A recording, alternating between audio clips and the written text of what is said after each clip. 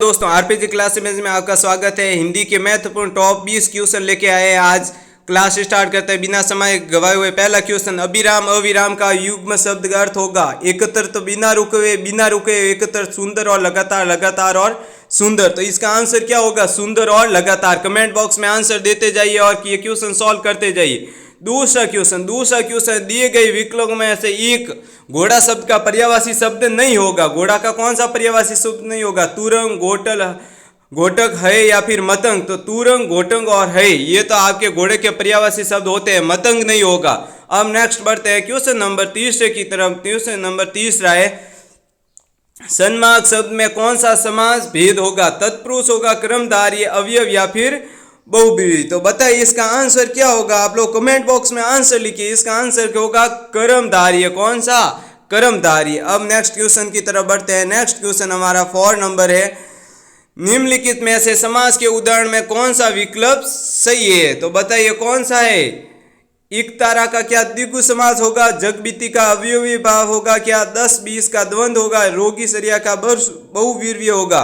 बताइए कौन सा होगा आंसर? तो इसका क्या होगा? द्वंद समास। कौन सा? द्वंद। मैंने बता रखा है 1000 बार। द्वंद समास वो होता है जिसमें योजक चिन्ह होते हैं। द्विगु समास वो होता है जिसमें संख्यावाचक शब्द होंगे पहले। और अवयवी भाव का भी बता देता हूं, अवयव लगे होंगे जैसे आ, यथा, प्रति, ये होंगे आपके अवयवी भाव। और बहुवीर की मैंने शॉर्ट ट्रिक बताई है जिसमें है जो आएगा समास विग्रह करने पर किसी भी मूल शब्द का, तो वो आपके बहुव्रीहि समास हो जाएगा। अब आगे बढ़ते हैं हमारे 5th नंबर क्वेश्चन की तरफ। 5th नंबर क्वेश्चन, निम्नलिखित में से कौन सा शब्द झील का पर्यायवाची शब्द नहीं है? कौन सा नहीं है? सानी, कासार, अखात या देवखात। तो इनमें से कौन सा नहीं होगा? हमारे ख, ब, स, बी, सी और डी होंगे और हमारा ए वाला ऑप्शन नहीं होगा। ये आपका पर्यायवाची शब्द नहीं होगा झील का। अब नेक्स्ट बढ़ते हैं हमारे 6 नंबर क्वेश्चन की तरफ। 6 नंबर क्वेश्चन है, निम्नलिखित में से गलत संधि विशेष कौन सा है? बताइए। अ वाला ऑप्शन, ब, स या फिर द, या फिर अंग्रेजी मान लीजिए ABCD, जन अर्दन जनार्दन, या फिर भय प्लस आकुल भयाकुल, सु प्लस अधीन स्वाधीन, या फिर भू प्लस उदर भू। बताइए कमेंट बॉक्स में आपके आंसर बताइए क्या आंसर आ रहा है। इसका आंसर कौन सा हो जाएगा? ये आपका गलत संधि विशेष है, सु प्लस अधीन, ये आपका गलत है। अब नेक्स्ट क्वेश्चन की बार बढ़ते हैं। नेक्स्ट क्वेश्चन है हमारा 7 नंबर, अशुद्ध वर्तनी युक्त शब्द का चयन कीजिए। ये 100% आता है, अशुद्ध शब्द वर्तनी वाला और अशुद्ध वाक्य वाला। तो बताइए सारांश, गिद्ध, जीवा या फिर नुपुर। कौन सा होगा? जीवा। ये आपका अशुद्ध शुद्ध वर्तनी वाला शब्द है। बाकी सारांश सही है, गिद्ध सही है और नुपुर भी सही है। अब बढ़ते हैं नेक्स्ट क्वेश्चन की तरफ। नेक्स्ट क्वेश्चन है हमारा 8वां, जिसके बराबर का कोई न हो। वाक्यांश के लिए एक सार्थक शब्द बताइए। बेजोड़, भौगोलिक, बेमिसाल या बहुमत। कौन सा होगा आंसर? इसका आंसर हो जाएगा बेजोड़। जिसकी कोई बराबरी ना हो उसको क्या बोलते हैं? बेजोड़। वाक्यांश के लिए एक शब्द। ये question most important 3 number question, 3 number आपके पक्के कर सकते हैं। ये एक क्वेश्चन पक्का आएगा। तो वाक्यांश वाला टॉपिक अच्छे से पढ़े और हमारी क्लास में से भी जो आ रहे हैं वो क्वेश्चन अटेंड करें। क्वेश्चन नंबर 9 है, किस शब्द में परा उपसर्ग नहीं है? परा उपसर्ग नहीं है। परा उपसर्ग परामर्श में, पराक्रम में, पराभाव में, प्रणय में। तो बताइए इसका आंसर क्या हो? इसका आंसर क्या हो जाएगा? डी। प्रेरणा में नहीं है, परामर्श में है, पराक्रम में है, पराभव में है, लेकिन इसमें डी वाला ऑप्शन आपका सही हो जाएगा आंसर के रूप में। अब नेक्स्ट बढ़ते हैं क्वेश्चन नंबर 10 की तरफ। क्वेश्चन नंबर 10 है, अव उपसर्ग का प्रयोग हुआ है अवश्य में, अवसन में, अवाप्ति में, अवधय में। तो बताइए इसका आंसर क्या हो जाएगा? 3rd नंबर आप सी ऑप्शन, इसमें अव उपसर्ग का प्रयोग हुआ है। नेक्स्ट क्वेश्चन 11 नंबर, प्रत्यय में कौन सा शब्द नहीं बना हुआ है? प्रत्यय से कौन सा शब्द नहीं बना हुआ है? नवल, मृदुल, बहुल या निगिल। तो इसका आंसर क्या हो जाएगा? डी। निगिल में प्रत्यय नहीं लगा है। प्रत्यय बता देता हूँ, मूल शब्द के आगे लगने वाले शब्दों को क्या बोलते हैं? प्रत्यय बोलते हैं। अब नेक्स्ट क्वेश्चन की तरफ बढ़ते हैं। नेक्स्ट क्वेश्चन है 12वां, इनमें से कौन सा संधि शब्द गलत है? इसमें से बताना। ए ऑप्शन, सत प्लस शिव, पितृ प्लस उपदेश, सत्य प्लस धर्म और सत्य प्लस मार्ग। बताइए इसमें से कौन सा गलत होगा, गलत वाला बताना है। यहाँ पे क्वेश्चन में आपको ध्यान रखना है, गलत लिखा है तो गलत वाला बताना है। ऐसे नहीं कि सबसे पहले पढ़ा इनमें से कौन सा संधि शब्द सही है और आप ये वाला वर्ड पढ़ो ही नहीं, सही समझो और सही वाले पे लगा के आ जाओ, फिर आप आके बोलो कि हमारे तो क्वेश्चन गलत हो गया। इसमें से कौन सा डी, ये आपका क्या हो जाएगा, गलत ऑप्शन में से हो जाएगा आंसर। अब नेक्स्ट क्वेश्चन बढ़ते हैं। नेक्स्ट क्वेश्चन है हमारा 13वां, निम्नलिखित में से तत्पुरुष समास का उदाहरण है। तत्पुरुष समास मैंने बता रखा है, जो कारक चिन्ह हो गए कर्ता ने कर्म को वो वाले हो गए तत्पुरुष समास। तो बताइए इसमें ए ऑप्शन होगा एक तरफा धनंजय, या फिर सी आत्मनिर्भर, या डी वक्रतुंड। बताइए कौन सा इसका आंसर होगा, कमेंट बॉक्स में आंसर जरूर लिखे।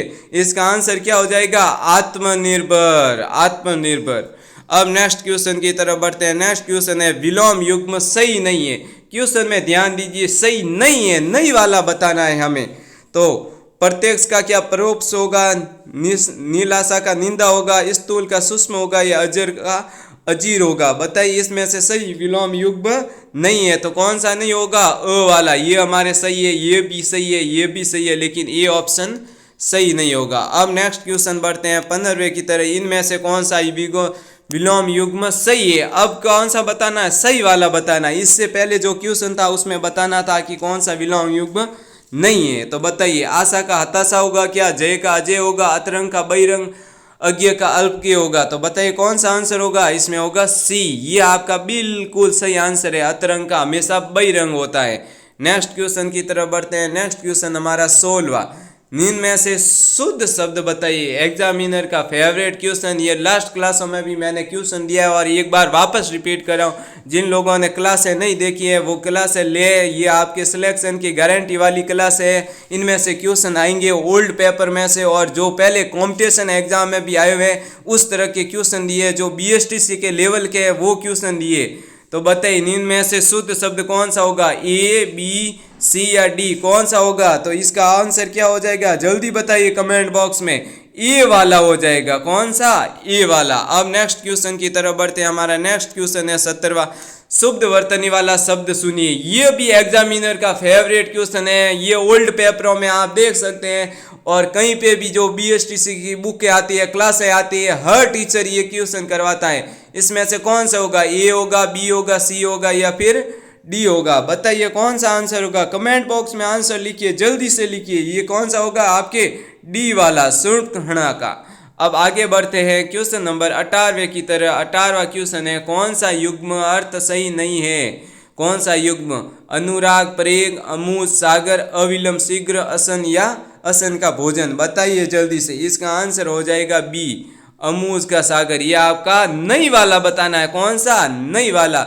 अनुराग का प्रेम होगा, अविलंब का मतलब शीघ्र होगा, असन का मतलब भोजन होता है, अंबुज का मतलब सागर नहीं होता है। जहाँ पे पीछे जो आएंगे वो आपके कमल के पर्यायवाची शब्द होंगे, तो यहाँ पे सागर नहीं होगा। अब बढ़ते हैं नेक्स्ट क्वेश्चन की तरफ। नेक्स्ट क्वेश्चन है यदि मन लगाकर काम करोगे तो सफलता प्राप्त करोगे। ये हमारे BSTC 2024 के लिए थीम बना लीजिए। यदि मन लगाकर काम करोगे तो आपको सफलता अवश्य प्राप्त होगी, आपका सिलेक्शन जरूर होगा। BSTC 2024 के लिए थीम बना लीजिए, अपने मन में बैठा लीजिए। ये कौन सा होगा, साधारण वाक्य होगा या फिर मिश्र वाक्य होगा। इसका आंसर बताइए, या फिर संयुक्त वाक्य होगा। जल्दी से कमेंट बॉक्स में आंसर लिखिए। इसका आंसर हो जाएगा आपके बी, मिश्र वाक्य होगा। क्या होगा, मिश्र वाक्य होगा। अब नेक्स्ट क्वेश्चन की तरफ बढ़ते हैं। हमारे आज की क्लास का सबसे लास्ट क्वेश्चन है। आपकी क्वालिटी की क्लासें आ रही है, बहुत ही शानदार क्लास है। आप कमेंट बॉक्स में लिखिए आपको हमारी क्लास कैसी लगी। आप अपने कमेंट बॉक्स में आंसर लिखिए और ये भी बताइए कि सर इस टॉपिक पे ये क्लासें लाइए। हम टॉपिक वाइज भी क्लासें लाने के तैयार है कि ये इस टॉपिक पे MCQ लाइए। जैसे आप मान लीजिए कि विलोम शब्द पे आप टॉप 15 क्वेश्चन लाइए तो हमारी गारंटी है हम क्लासें लाएंगे आपके लिए। हम पढ़ा रहे हैं और आपके सिलेक्शन के लिए पढ़ा रहे हैं। अब आगे है अवधूत का अर्थ क्या है। अवधूत का अर्थ क्या है बताइए। अनाहुत होगा मस्त और फक्कड़, या फिर अवध का रहने वाला या अवधि बोलने वाला। तो इसका आंसर होगा हमारे मस्त और फक्कड़। अब हमारी आज की क्लास खत्म होती है। कमेंट बॉक्स में ज़रूर बताइए कि आपको कौन से टॉपिक पे क्लास लानी है या फिर हमारी क्लास कैसी लगी। RPG क्लासेज आपका धन्यवाद करता है।